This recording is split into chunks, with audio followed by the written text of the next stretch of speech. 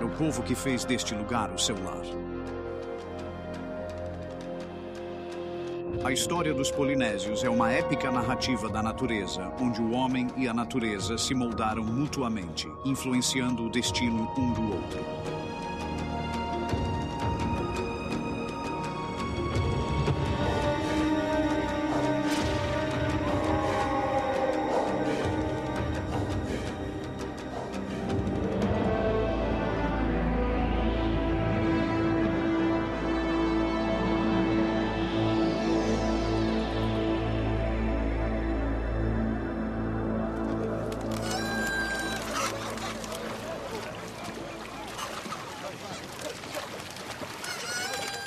Os polinésios foram os navegadores intrépidos que o mundo já conheceu. Em canoas de casco duplo, aventuraram-se a leste para o Tahiti e as Marquesas, no centro do vasto Pacífico. De lá, esse povo insular partiu norte e sul, em busca de terras desconhecidas, além dos distantes horizontes de seu mundo oceânico.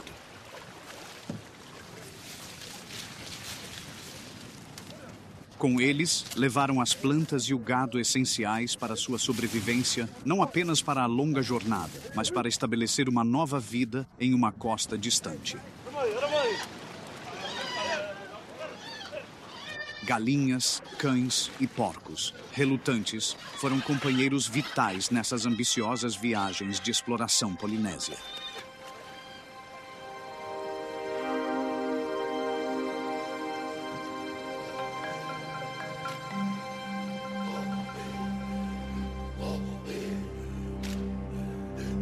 Por muitas gerações, os polinésios viveram nas Marquesas, um grupo de ilhas acidentadas e remotas, ao sul do Equador. Aqui, uma cultura insular única ainda celebra a coragem dos seus antepassados, que viajaram entre estas ilhas remotas com a sua preciosa carga viva de plantas e porcos.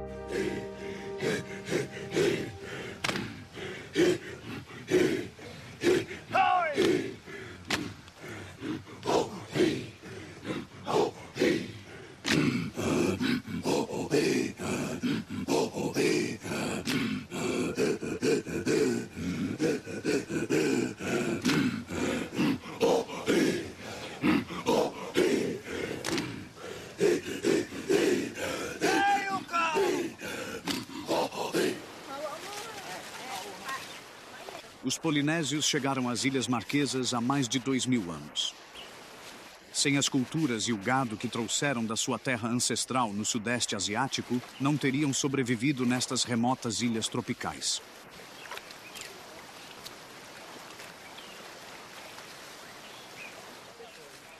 Como em ilhas oceânicas, as florestas tinham poucos animais e plantas nativas comestíveis. A fruta-pão, trazida por seus ancestrais, virou a base de sua dieta.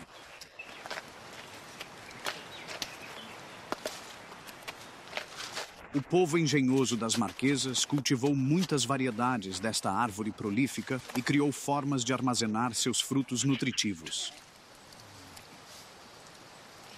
Os frutos descascados e sem caroço eram fermentados em água salgada, depois cortados e pisados para armazenamento prolongado. Era um método comprovado dos marquesanos para prevenir a fome e para suas viagens em busca de outras ilhas.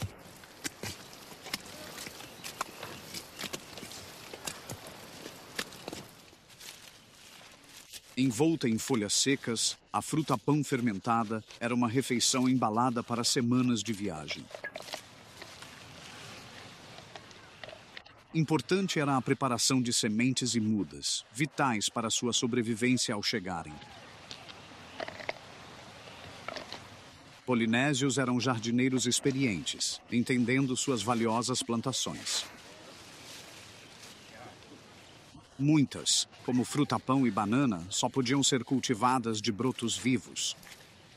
Para uma longa travessia marítima, as plantas precisavam de cuidado meticuloso dos cultivadores. Anos de experiência ensinaram-nos a se prepararem para a perigosa aventura à frente. A comunidade inteira ajudava a preparar a carga, que seria a base para uma nova vida.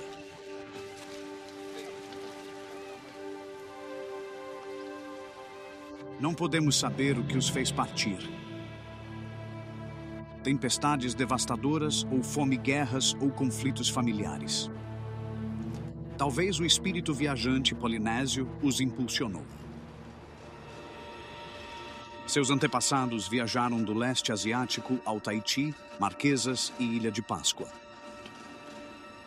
Travessias oceânicas os levaram à Nova Zelândia e ao Havaí, os cantos mais remotos do Triângulo Polinésio.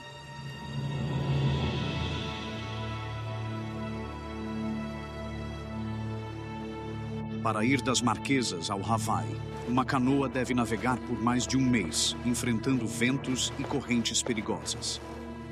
Muitos devem ter perecido a buscar novas terras.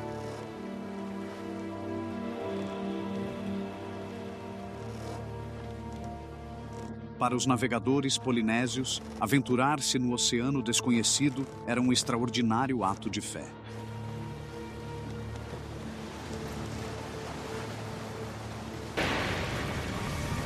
Como todas as ilhas remotas, as do Havaí emergiram das profundezas do oceano como uma cadeia de vulcões de fogo. Um ponto quente no manto terrestre bombeia a rocha derretida por fendas oceânicas.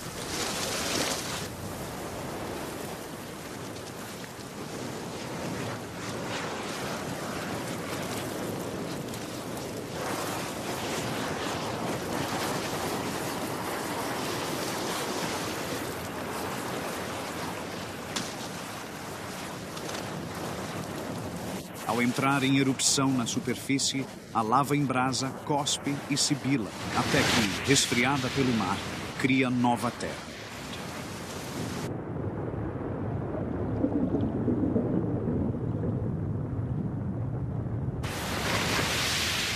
À medida que o leito oceânico se move para o oeste, as ilhas mais antigas erodem e afundam.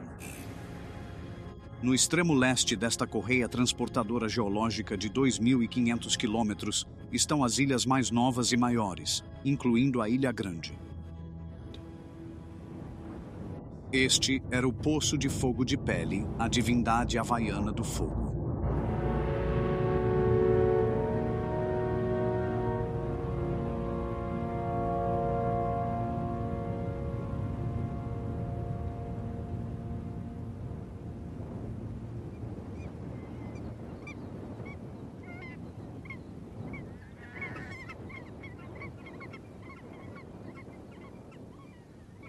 Esses pontos de terra, a milhares de quilômetros de qualquer continente, atraem a vida como faróis. Por acaso, soprados pelo vento, chegam novos imigrantes. Cada chegada, um triunfo. A espada de prata havaiana gigante leva 20 anos para crescer tanto. Floresce uma vez e morre. Um brilho de pelos prateados reflete a luz solar intensa que queima os picos do vulcão. Numa ilha vizinha, outra planta, a ilial, tem uma semelhança impressionante com a espada de prata. Ambas têm a mesma origem, mas cada uma evoluiu para se adaptar às condições locais. Existem cerca de 1.000 espécies de plantas com flores no Havaí. Todas derivaram de apenas 270 colonos originais. A ilial e a espada de prata evoluíram de uma pequena erva daninha californiana, exibindo ainda sua herança pegajosa, proteção contra pragas. Os insetos do Havaí se tornaram únicos em forma e comportamento. De uma mosca da fruta inicial, evoluíram 600 espécies, cada uma com um padrão de asas e dança de acasalamento distintos. A exibição é importante para estabelecer identidade e território. A fêmea só acasalará se reconhecer a dança do parceiro.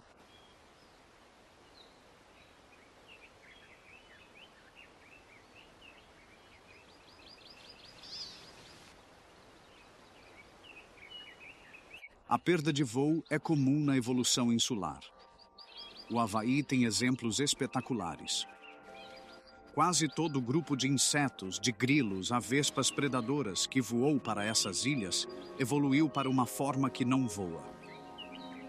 Esta vespa não tem asas, ela deixa a sua presa cair.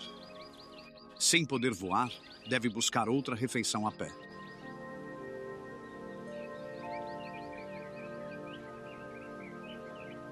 O Havaí tem diversos insetos sem voo. A maioria de seus parentes continentais não fez a longa travessia. Os poucos que chegaram preencheram cada nicho ecológico vago. A mais bizarra é a mosca havaiana sem asas.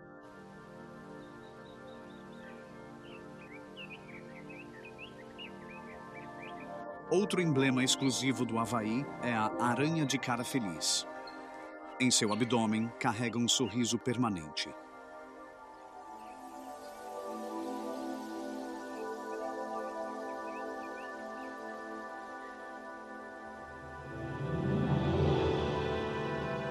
Da sua costa aos cumes das suas crateras de fogo, o Havaí é um dos grandes museus vivos da evolução do mundo.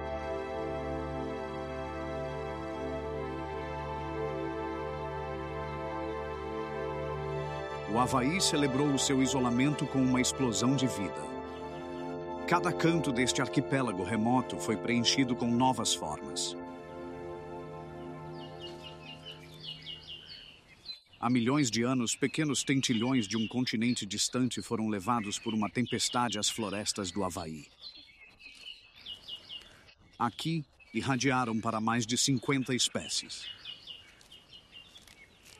O palila, com seu bico robusto para rasgar vagens, é o mais similar ao tentilhão ancestral. Porém, após gerações, novas espécies surgiram hoje conhecidas como trepadeiras de mel havaianas. Cada uma única nestas ilhas evoluiu para aproveitar melhor as fontes de alimento. Este aqui, o aquiaola, caça insetos. Seu bico é ideal para sondar a madeira e extrair larvas.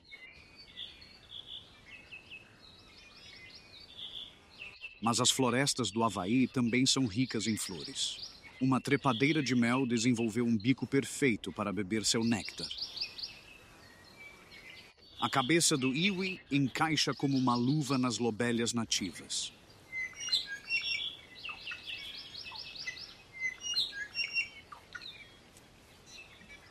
Para as aves, o Havaí era um paraíso.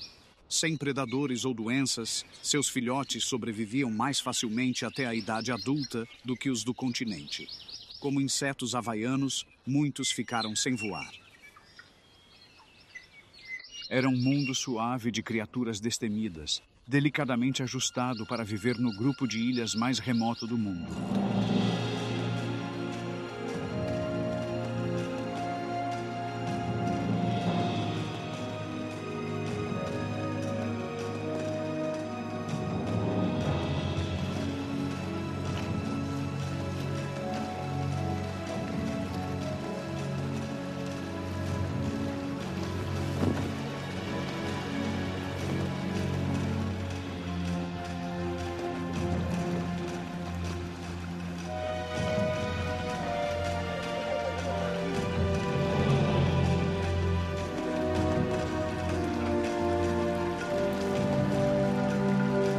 Para os polinésios que chegaram a estas costas há uns 1.600 anos, o Havaí foi uma descoberta espetacular.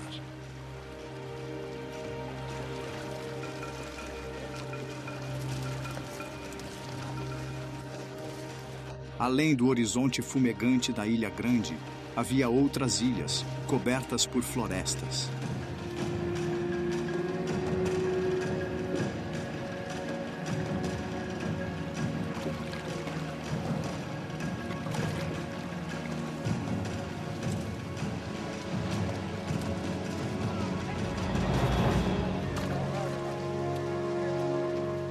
Com a chegada dos primeiros humanos às praias deste paraíso isolado, a história natural do Havaí iniciou um novo capítulo.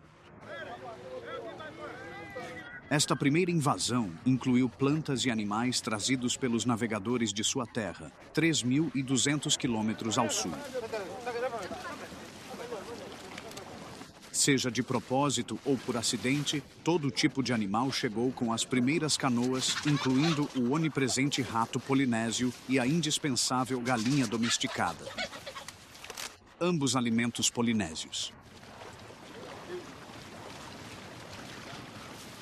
Seu ato de fé foi recompensado. Seus deuses os guiaram para uma nova pátria. Eventualmente, essas ilhas montanhosas e remotas seriam a parte mais produtiva e populosa da Polinésia.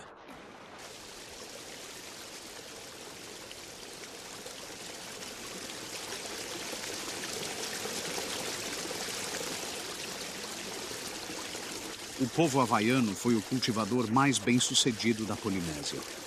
Com as ferramentas mais simples, eles modificaram riachos e exploraram a inclinação do terreno, desviando água por um elaborado sistema de aquedutos para abastecer suas casas e irrigar seus cultivos de raízes. Nesta terra de sol e água, as tradicionais plantas de taro floresceram. Nenhuma outra ilha cultivou tanto este lírio tropical. Assim como a fruta-pão havia sido a cultura básica das marquesas aqui, os agricultores do Havaí desenvolveram centenas de variedades de taro que se tornaram a chave do seu sucesso agrícola.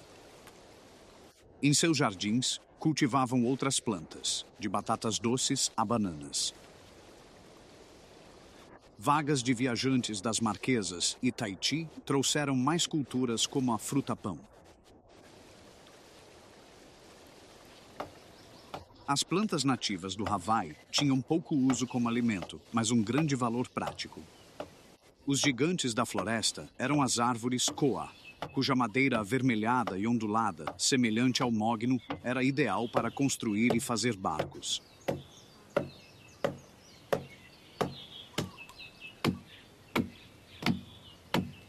Rochas de basalto vulcânico do Havaí forneciam material para os artesãos fazerem enxós de pedra. Com elas, esculpiam cascos de canoas sagradas.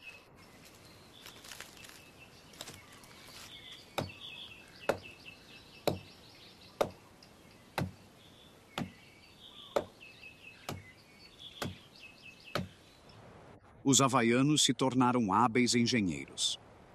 Ao longo da costa de suas ilhas, construíram viveiros de peixes gigantes. Para construir os muros dessas lagoas artificiais, rochas eram arrastadas por cordilheiras por correntes de homens, num esforço conjunto controlado pelos chefes. Sua empreitada não tinha precedentes no resto da Polinésia. Em pontos estratégicos, portões de madeira permitiam a entrada de peixes jovens com a maré.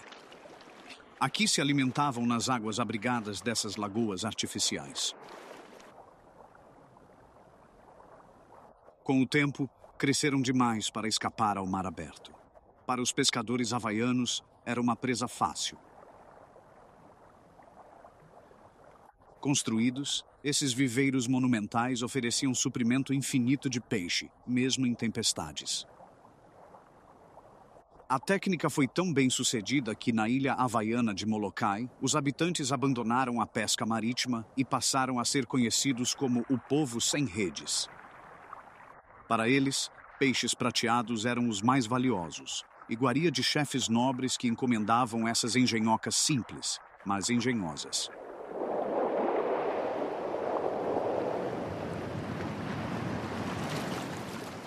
Como no resto da Polinésia, a sociedade havaiana era regida pelo tabu. Mulheres não podiam comer porco. Até a carne canina era reservada aos homens. Mas mulheres podiam comer peixe e recifes. Coletar algas era exclusividade delas.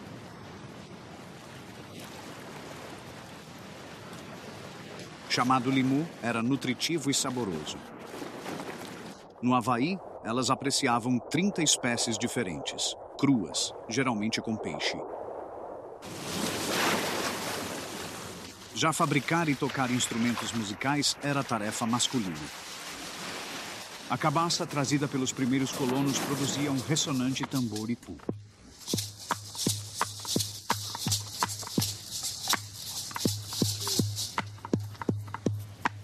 Apito.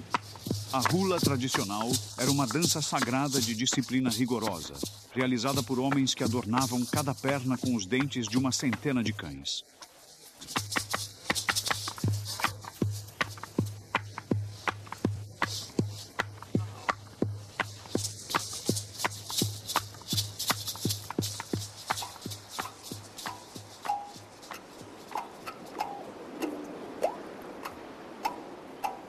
Fibra de coco torcida em cordas criava uma harpa de boca para jovens apaixonados.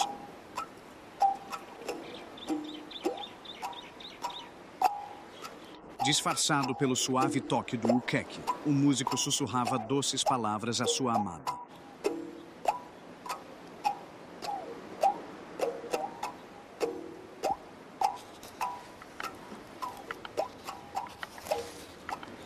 Feita de bambu, a flauta nasal havaiana veio provavelmente das Marquesas.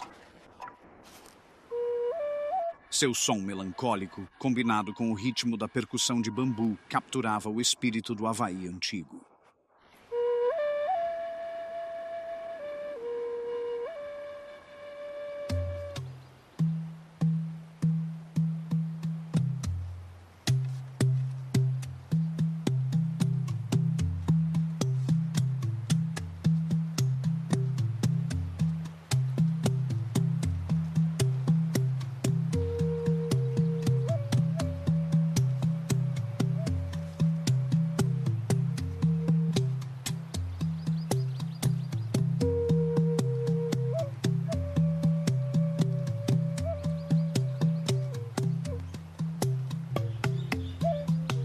Gerações de esforço domesticaram este posto avançado polinésio do norte. A partir da floresta tropical selvagem, os havaianos criaram seu próprio paraíso.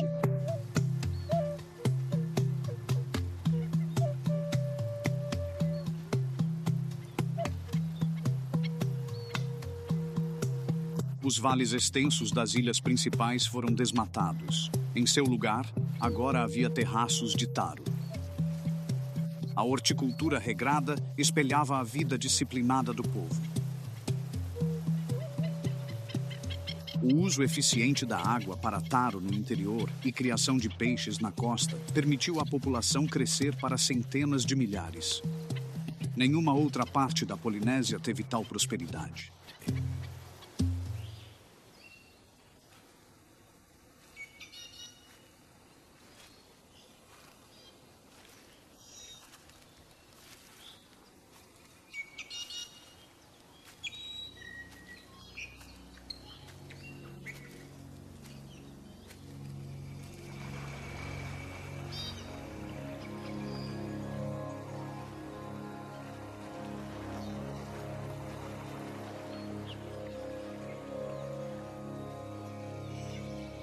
Todos os anos, o povo do Havaí celebrava o festival de Makahiki. Nessa época, sacerdotes mascarados misteriosos levavam a imagem de penas de seu deus, Ku, deus da guerra e do sacrifício humano. No lugar do poderoso Ku, durante 4 meses lunares, este povo pacífico e generoso abraçava o espírito de Lono, o guardião benigno de sua terra natal.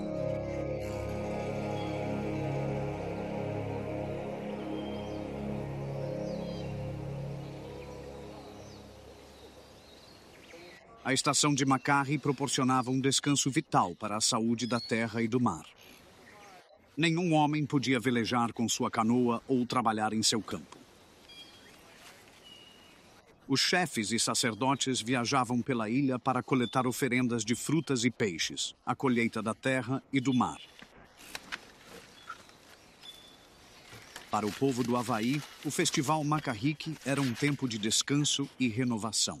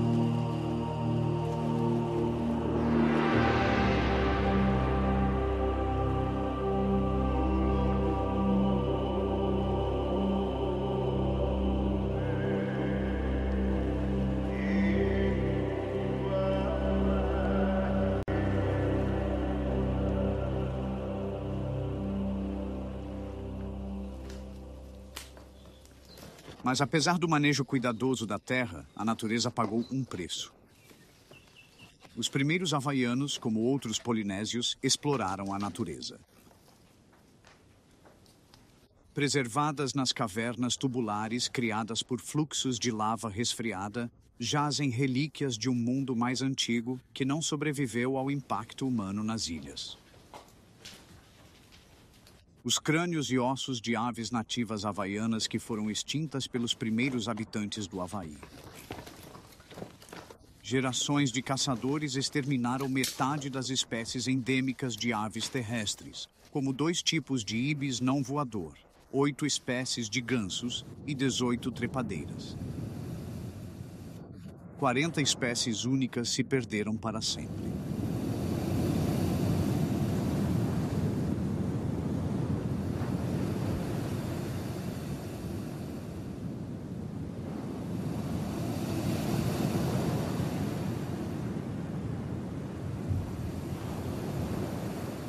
Onde as cavernas de lava encontram o mar, é o reino do polvo. Esses seres inteligentes prosperam nas águas havaianas. Os escombros de lava são seu lar e coto de caça ideais.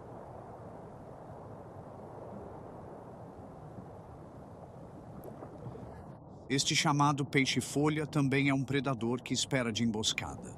Sua cor viva faz parte do seu disfarce. Como um pedaço de alga à deriva, ele balança suavemente nas ondas do oceano. Mas esse disfarce astuto não engana o polvo.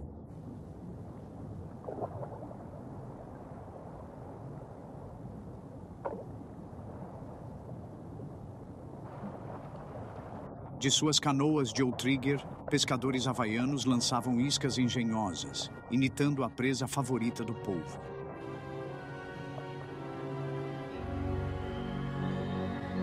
O polvo é perspicaz e curioso.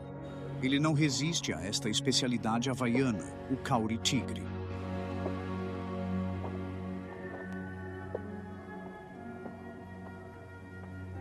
Uma isca bem-sucedida era um bem precioso para um pescador.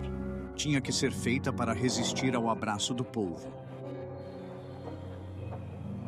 Iscas ornamentadas eram comuns na Polinésia tropical, integrando as histórias de viagem e descoberta dos ilhéus. Uma lenda popular e reveladora fala de um pescador chamado Kupe, que vivia na ilha sagrada de Raiatea, perto do Tahiti. Segundo o mito, um polvo gigante roubava repetidamente sua isca. Enfurecido com a perda da sua preciosa isca, Kupe partiu em perseguição ao ladrão.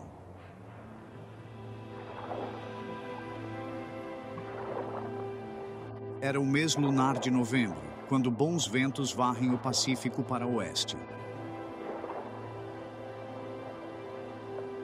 De sua casa na Polinésia Central, o lendário Kupe navegou em direção ao sol poente, até que, após semanas de travessia pelos mares do sul, ele avistou uma grande ilha que descreveu como uma terra de pássaros. Nós a conhecemos como Nova Zelândia. A ficção mistura-se com a realidade. Os primeiros neozelandeses, os Maori, vieram das ilhas tropicais da Polinésia Central.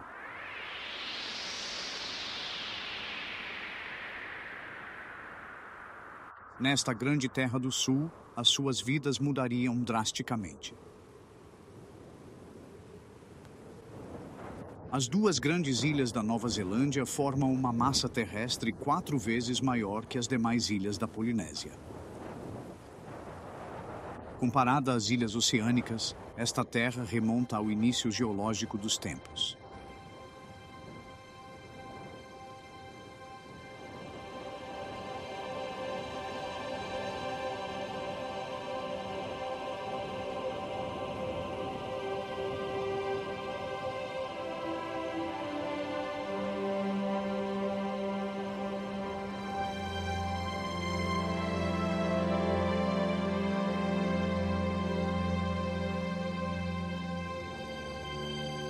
Com as ilhas tropicais de Fiji ao norte e a Antártica ao sul, Esta paisagem majestosa existiu isolada do resto do mundo por 80 milhões de anos.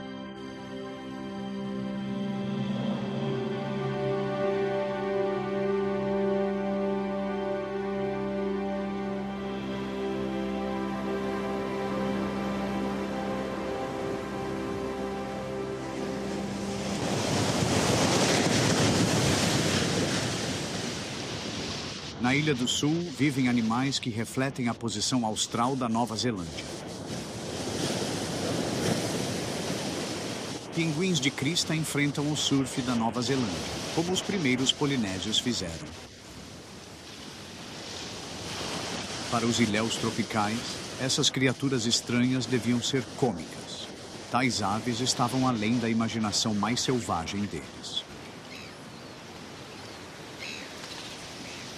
Como o Havaí, a Nova Zelândia era uma terra sem predadores. Por milhões de anos, os pinguins vinham à costa para se reproduzir. Um grande número de aves marinhas prosperou num oceano rico e abundante.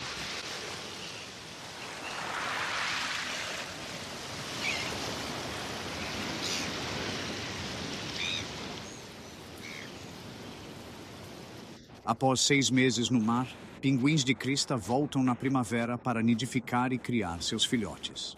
Essa jornada pode levá-los a 1,5 km terra adentro.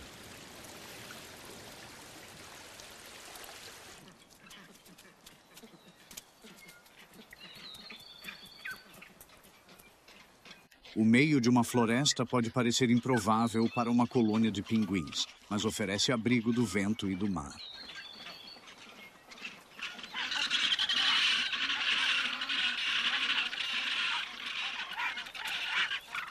Embora não sofram queimaduras por frio, chuvas e tempestades causam muitas mortes reprodutivas nos pinguins da Nova Zelândia. A maioria dos jovens morre no primeiro ano. Construir o ninho é uma tarefa suja, mas pinguins acasalam para a vida, e fortalecer essa união é vital para o futuro.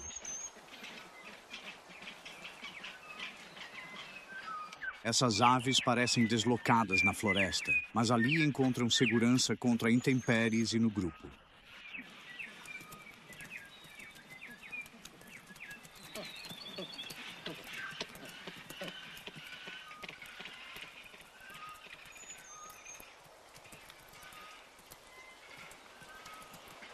Criar seus filhotes é uma tarefa longa e árdua.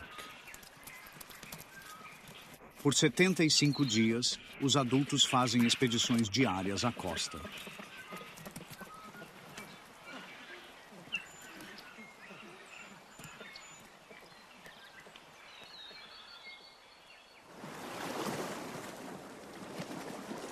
Centenas de aves de colônias espalhadas pela floresta se juntam, cada uma um belo genitor retornando ao mar para procurar alimento para seus filhotes.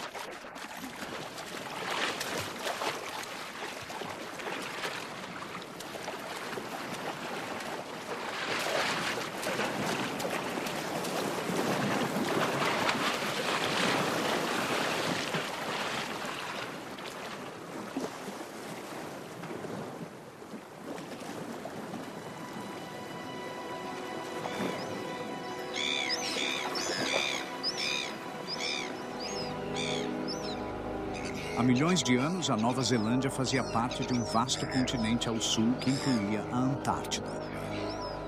Era o lar dos dinossauros. Esses monstros jurássicos foram extintos há muito tempo, mas o tuatara, um fóssil vivo, permanece como o único sobrevivente de todo um grupo de répteis com cabeça de bico que um dia dominou a Terra.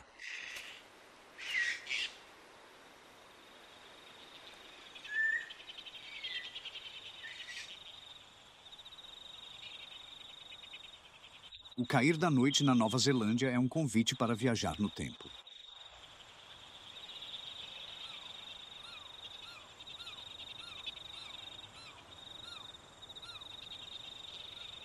O veta é um inseto primitivo, parente dos gafanhotos.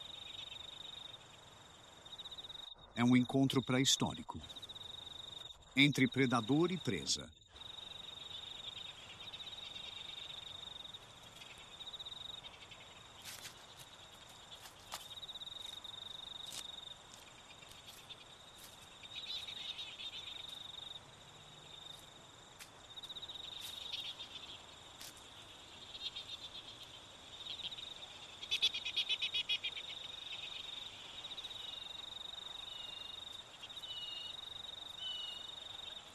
A floresta revela outras criaturas noturnas estranhas, nenhuma mais bizarra que o kiwi, que não voa.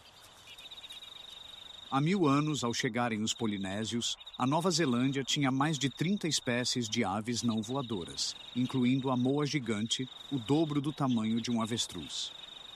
Com o tempo, a moa foi caçada até a extinção, mas o kiwi ainda sobrevive. Embora sua visão seja fraca, seus outros sentidos são aguçados. Para farejar e sentir a presa, possui um bico flexível com narinas na ponta.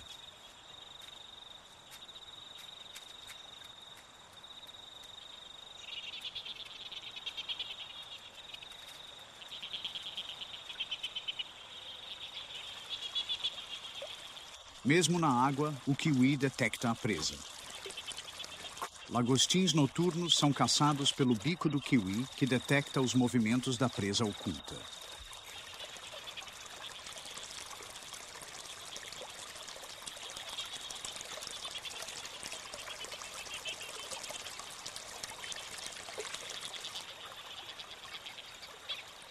A ave especial da Nova Zelândia é uma relíquia do passado.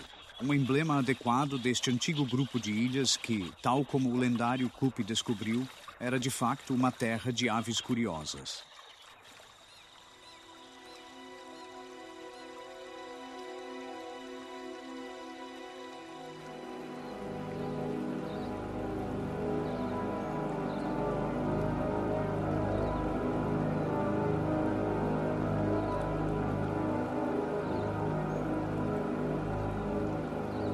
Há pouco mais de 1000 anos, a esta terra de aves e criaturas pré-históricas, chegou um punhado de pioneiros polinésios com a intenção de a tornar seu lar.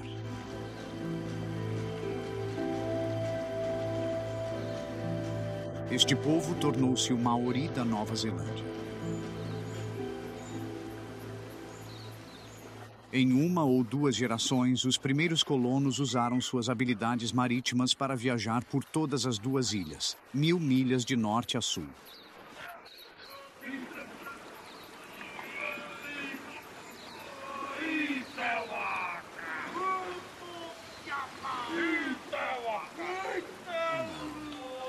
Para investigar seu novo lar.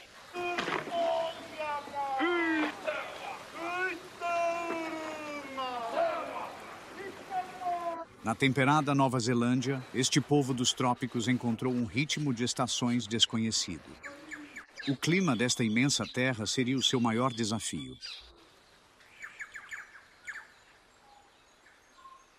Sua vida selvagem era familiar. Outros seres vivos eram estranhos aos recém-chegados.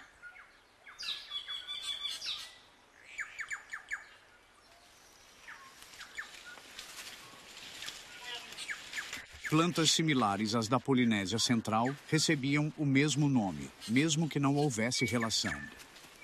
Os nomes são pistas para a origem dos primeiros Maori. Embora não tropicais, as florestas da Nova Zelândia tinham palmeiras.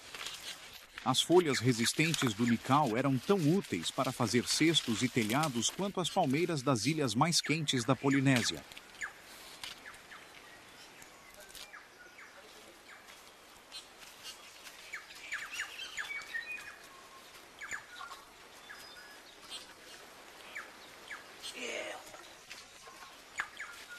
Os colonos Maori comparavam as flores e os frutos, o perfume e o sabor, as cores da seiva e as propriedades fibrosas dos caules, para descobrir a melhor forma de usar os recursos vegetais da terra. Por tentativa e erro, descobriram quais plantas eram úteis como alimento ou remédio, e as venenosas para caçar pássaros e peixes. Embora não relacionada, esta planta tem folhas picantes, como a famosa cava tropical, então deram-lhe um nome similar. Hoje, na Nova Zelândia, a cava é usada como um poderoso remédio. A esta terra desafiadora, trouxeram seus tiques e deuses.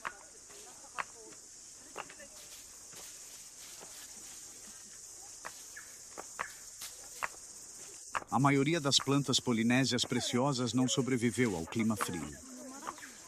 Ao contrário do Havaí, os solos da Nova Zelândia eram impróprios para o cultivo tradicional. Porcos e galinhas não sobreviveram à viagem, e só 6 de suas plantas cultivadas se adaptaram ao solo e clima da Nova Zelândia. Diante da fome, eles comeram as raízes da samambaia nativa, que depois de assada se tornava comestível. A vida mastigando raízes de samambaia era breve. Seus dentes desgastavam, e poucos passavam dos 30. Uma raiz importada prosperou, ao menos no norte mais quente. A batata doce, curiosamente nativa da América do Sul, chegou à Nova Zelândia com os primeiros colonos, que continuaram a chamá-la de kumara. Cultivados com cuidado e protegidos da geada, os tubérculos viraram um luxo, um último elo com o calor de sua terra natal tropical.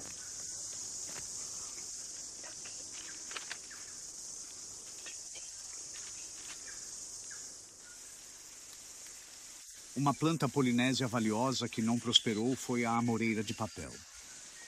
Por gerações, ela foi a matéria-prima para o tecido de casca de árvore. Aqui, nesta terra fria, ela morreu. Em seu lugar, os Maori descobriram como usar uma planta fibrosa nativa, o linho. Com paciência e habilidade, as folhas podiam ser tecidas em cestos, redes ou trançadas em velas.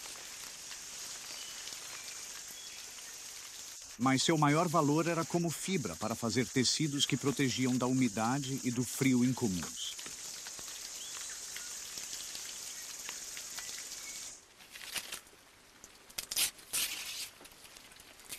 Ao extrair a cutícula da planta e enrolar a fibra em fios, eles desenvolveram uma técnica de confecção de tecido para roupas, essencial fora dos trópicos.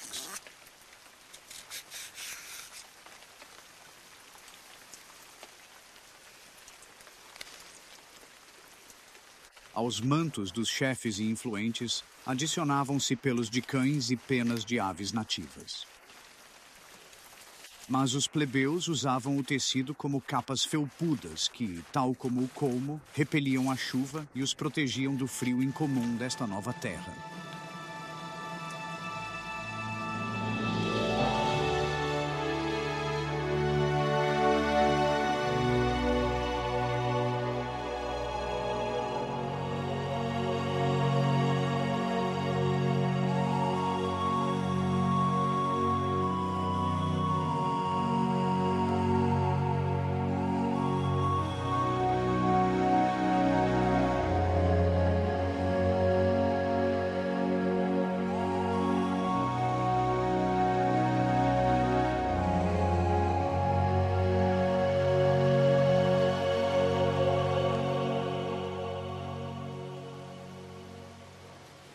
No verão, grupos de exploração cruzavam os Alpes do Sul por passagens em direção à costa oeste, rica em floresta tropical e minerais. Para os ancestrais que viveram gerações sob o céu azul e palmeiras tropicais, este terreno desolador deve ter parecido outro planeta. Aqui em cima é o reino do Kea, o único papagaio alpino do mundo. Estas aves, originalmente da floresta, há muito se adaptaram à vida nas variadas paisagens da Nova Zelândia.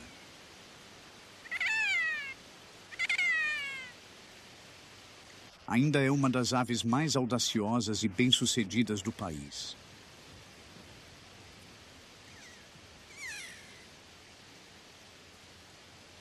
Há muito Keas tornaram-se sobreviventes. Como os primeiros neozelandeses, eles vieram de terras mais quentes. Mas com a sua tenacidade inata, adaptaram-se e prosperaram. Com o tempo, esta antiga terra de aves, de papagaios e pinguins tornou-se um lar para as pessoas.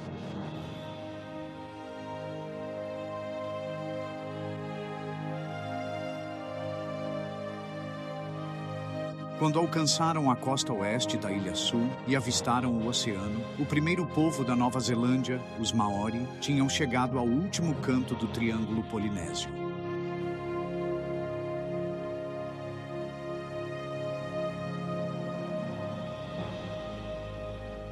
A era das viagens pelo Pacífico estava completa. A Nova Zelândia foi a última grande massa terrestre a ser povoada por pessoas em todo o mundo. Mas não foi o fim da história polinésia. Muito além do horizonte distante, havia outro mundo. De lá viriam outras pessoas com um modo de vida muito diferente. O isolamento da terra das aves de Kupe estava prestes a terminar. A chegada dos europeus anunciaria um novo e importante capítulo na história natural de todas as ilhas dos mares do sul.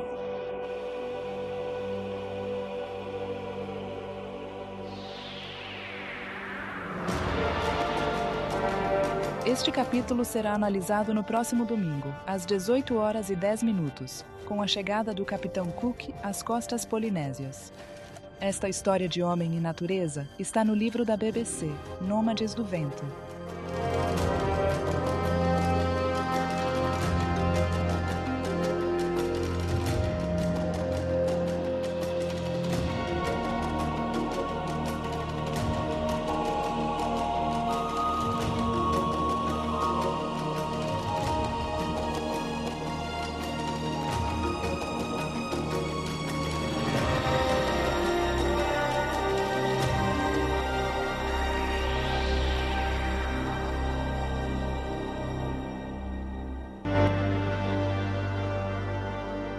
O Triângulo Polinésio é como uma antiga ponta de lança cravada no grande Oceano Pacífico.